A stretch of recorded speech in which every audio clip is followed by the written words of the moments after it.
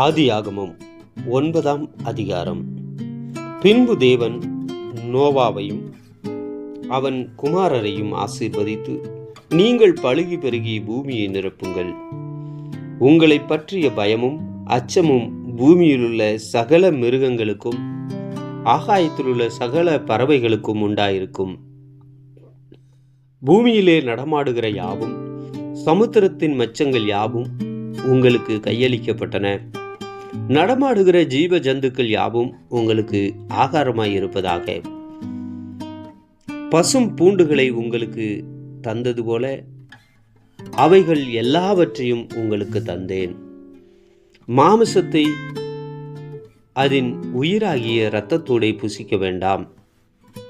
உங்களுக்கு உயிராயிருக்கிற உங்கள் இரத்தத்திற்காக பழி வாங்குவேன். சகல ஜீவ ஜந்துக்களிடத்திலும் மனுஷனிடத்திலும் பழி வாங்குவேன்.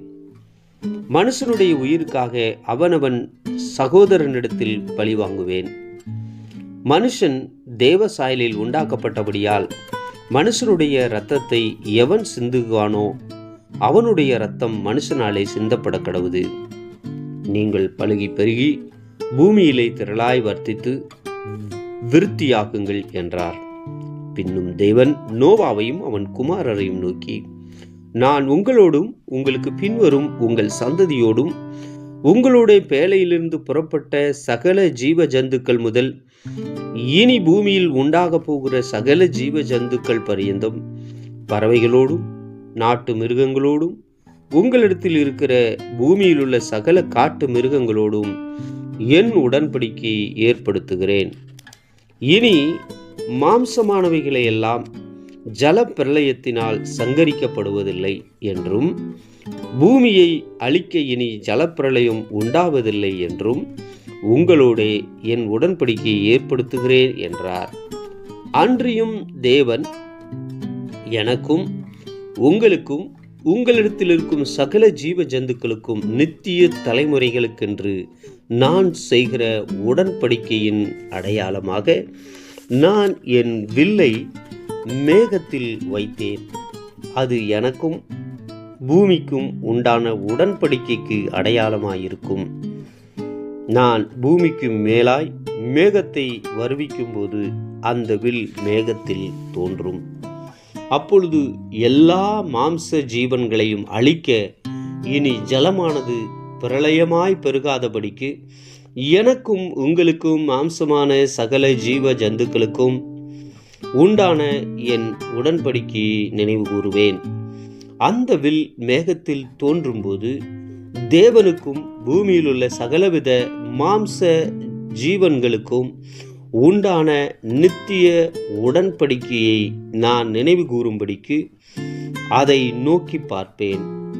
இது எனக்கும் பூமியின் மேலுள்ள மாம்சமான யாவுக்கும் நான் ஏற்படுத்தின உடன்படிக்கையின் அடையாளம் என்று நோவாவோடே சொன்னார். பேழையிலிருந்து புறப்பட்ட நோவாவின் குமாரர் சேம், காம், யாப்பேத் என்பவர்களே. காம் கானானுக்கு தகப்பன். இம்மூவரும் நோவாவின் குமாரர். இவர்களாலே பூமி எங்கும் ஜனங்கள் பரம்பினார்கள். நோவா பயிரிடுகிறவனாகி திராட்சை தோட்டத்தை நாட்டினான். அவன் திராட்சை ரசத்தை குடித்து வெறித்து கொண்டு தன் கூடாரத்தில் வஸ்திரம் விலகி படுத்திருந்தான்.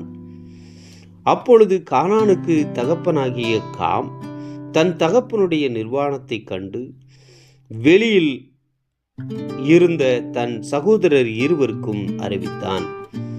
அப்பொழுது சேமும் யாப்பேத்தும் ஒரு வஸ்திரத்தை எடுத்து தங்கள் இருவருடைய தோள் மேலும் போட்டுக்கொண்டு பின்னிட்டு வந்து தங்கள் தகப்பனுடைய நிர்வாணத்தை மூடினார்கள். அவர்கள் எதிர்முகமாய் போகாதபடியினால் தங்கள் தகப்பனுடைய நிர்வாணத்தை காணவில்லை. நோவா திராட்சரசத்தின் வெறி தெளிந்து விழித்தபோது தன் இளைய குமாரன் தனக்கு செய்ததை அறிந்து, கானான் சபிக்கப்பட்டவன், தன் சகோதரனிடத்தில் அடிமைகளுக்கு அடிமையாயிருப்பான் என்றான். சேமுடைய தேவனாகிய கர்த்தருக்கு ஸ்தோத்திரம் உண்டாவதாக. கானான் அவனுக்கு அடிமையாயிருப்பான். யாப்பேத்தை தேவன் விருத்தியாக்குவார். அவன் சேமுடைய கூடாரங்களில் குடியிருப்பான். கானான் அவனுக்கு அடிமையாயிருப்பான் என்றார்.